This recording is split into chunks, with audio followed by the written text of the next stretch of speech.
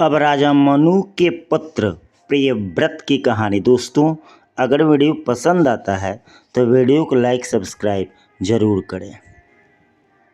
राजा प्रियव्रत पहले स्वयंभू मनु के बड़े पुत्र थे। वो बचपन से ही अत्यंत विरक्त स्वभाव के थे और सांसारिक भोगों से दूर रहकर केवल ईश्वर की भक्ति और आत्म साधना में लीन रहना चाहते थे।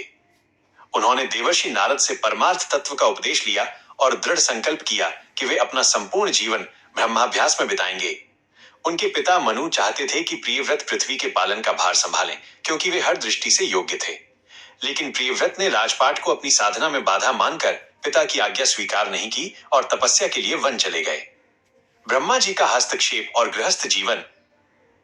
प्रियव्रत के इस निर्णय से स्वयं ब्रह्मा जी को चिंता हुई। उन्हें लगा कि यदि प्रियव्रत जैसे योग्य व्यक्ति ने सृष्टि का विस्तार और पालन नहीं किया तो संसार का क्रम रुक जाएगा। इसलिए ब्रह्मा जी स्वयं प्रियव्रत के आश्रम में प्रकट हुए। नारद और मनु की उपस्थिति में ब्रह्मा जी ने प्रियव्रत को समझाया कि ईश्वर की आज्ञा का पालन करना और अपने कर्तव्य धर्म को निभाना भी एक प्रकार की महान पूजा है। उन्होंने कहा कि आप भीतर से विरक्त रहते हुए भी लोक कल्याण के लिए राज्य का संचालन कर सकते हैं।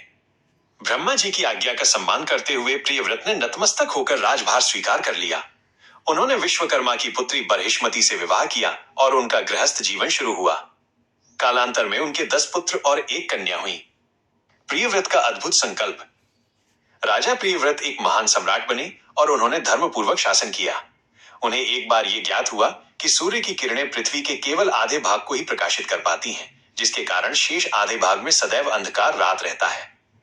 प्रजा के इस दुख को देखकर प्रियव्रत ने निश्चय किया कि वो रात को भी दिन बना देंगे। अपने तेजस्वी रथ पर सवार होकर प्रियव्रत ने सूर्य की गति का अनुकरण करते हुए पृथ्वी की परिक्रमा शुरू कर दी। उनके रथ के पहियों से निकलने वाले तेज प्रकाश ने रात के अंधकार को मिटा दिया। लगातार 7 बार परिक्रमा करने से उनके रथ के पहियों की लीक से पृथ्वी 7 भागों में बंट गई, जो बाद में 7 द्वीप, जम्बू द्वीप, प्लक्ष द्वीप, शाल्मली द्वीप, कुश द्वीप, क्रौच द्वीप, शाक द्वीप और पुष्कर द्वीप के नाम से जाने गए।